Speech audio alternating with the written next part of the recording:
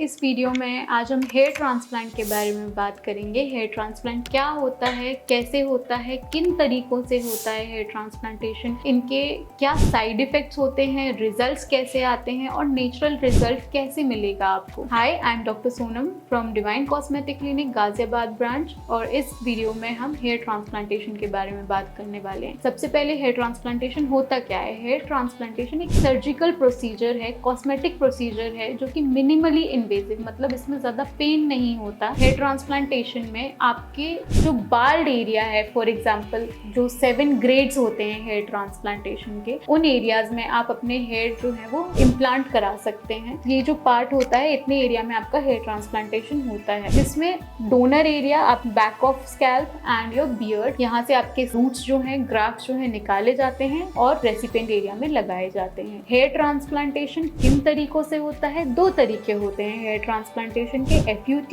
And FUE technique. FUT is a old method जिसमें strip cut किया जाता था, उसके बाद उन स्ट्रिप से ग्राफ्ट्स को जो है सेपरेट करके फिर आपके इम्प्लांटेड एरिया में लगाया जाता था। अभी न्यू टेक्निक है विच इज FUE टेक्निक, जहां पर हम पंच साइज यूज करते हैं। FUE मतलब फॉलिकुलर यूनिट एक्सट्रैक्शन, जहां पर पंच यूज किया जाता है एक एक ग्राफ्ट को निकालने के लिए, and that too very minimal size का जो पंच हम यूज करते हैं ताकि कोई भी स्कार ना दिखे आपके डोनर एरिया में। वही रूट्स को निकाल कर फिर आपके रेसिपिएंट एरिया में इम्प्लांट किया जाता है। क्या FUT या FUE के कोई साइड इफेक्ट्स हैं? साइड इफेक्ट्स नहीं होते हैं, बट अगर आप केयर नहीं करेंगे तो डेफिनेटली इन्फेक्शन के चांसेस हैं या फिर आपका शॉक लॉस के चांसेस जो है वो बन सकते हैं हेयर ट्रांसप्लांटेशन के बाद। तो post operative care is very necessary. Third is here transplantation से रिजल्ट कैसा आता है। क्या आपका नेचुरल रिजल्ट दिखेगा हेयर ट्रांसप्लांटेशन के बाद? जैसे आपके पहले बाल थे वैसे ही आ जाएंगे हेयर ट्रांसप्लांटेशन कराने के बाद। हेयर ट्रांसप्लांट जो है वो आपके स्कैल्प को कवर करने के लिए, ताकि आपका बाल्ड एरिया जो है वो कवर अप हो जाए।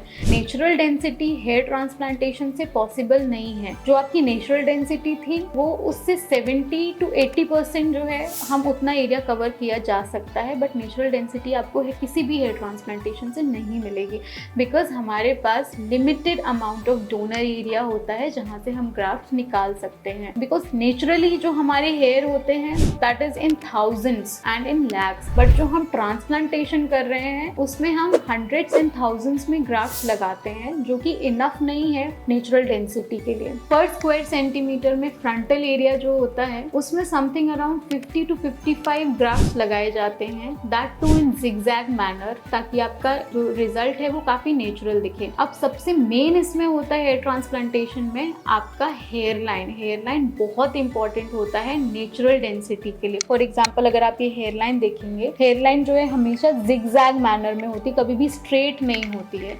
अगर स्ट्रेट हेयर लाइन बनाएंगे तो वो आपका ट्रांसप्लांट अननेचुरल दिखेगा। तो आप अपने सर्जन को जरूर बोलिए कि आपका जिगजैग मैनर में हेयर ट्रांसप्लांटेशन किया जाए, even in back of scalp also. अगर आप इतने पीछे का भी जो पार्ट है, नॉट इवन हेयर लाइन, पीछे का जितना भी पार्ट है, अगर जिगजैग मैनर इंटरलॉकिंग पैटर्न में आपका ट्रांसप्लांट किया जाएगा तो वो ज़्यादा अच्छी डेंसिटी भी दिखाएगा और नेचुरल रिजल्ट भी आपको देखने को मिलेगा उसमें। हेयर ट्रांसप्लांटेशन के काफ़ी सारे क्लिनिक्स हो गए हैं। कहाँ से हेयर ट्रांसप्लांटेशन कराना चाहिए, कैसे सिलेक्ट किया जाए कि ट्रांसप्लांटेशन कहाँ से कराएं, कहाँ बेस्ट होगा एंड ऑल। देखिए, ट्रांसप्लांटेशन जो है कुछ फैक्टर्स डिपेंड करते हैं अच्छी रिजल्ट्स के लिए, लाइक टीम कैसी है, कितने समय से ट्रांसप्लांट कर रहे हैं, सर्जन कितना एक्सपीरियंस्ड है आपका, प्लस टूल्स क्या यूज़ हो रहे हैं।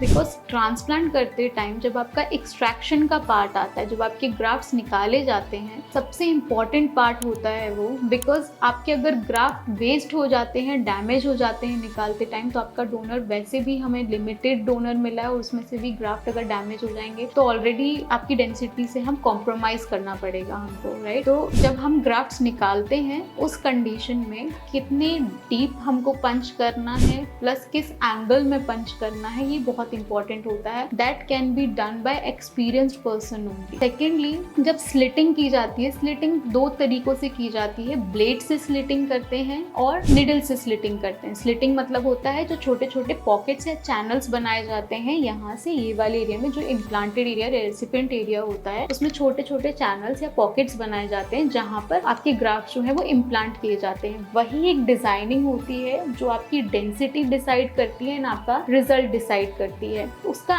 एंगल बहुत परफेक्ट होना चाहिए ताकि आपके जो भी ग्राफ्ट्स लगाए जा रहे हैं वो नेचुरल डायरेक्शन में ग्रो हो। सेकेंडली आपके ग्राफ्ट्स जो है वो नेचुरल डायरेक्शन में ग्रोथ है प्लस डेंसिटी उसकी हाई है। फ्रंटल जो 4 फिंगर स्पेस है, इतना जो एरिया है उसमें पर स्क्वायर सेंटीमीटर में 50 to 55 ग्राफ्ट्स इज नेसेसरी। और पीछे जैसे जैसे हम जाते जाते हैं हम थोड़ा सा डेंसिटी उसकी कम करनी होती है। लाइक पर स्क्वायर सेंटीमीटर में 30 to 35 और 40 ग्राफ्ट्स इनफ होते हैं वो एरिया कवर अप करने के लिए। क्या आपको भी हेयर से रिलेटेड प्रॉब्लम है या आप भी हेयर ट्रांसप्लांटेशन कराने की सोच रहे हैं या आपके कोई क्वेश्चंस हैं हेयर ट्रांसप्लांटेशन के लिए, तो आप कमेंट बॉक्स में डाल सकते हैं।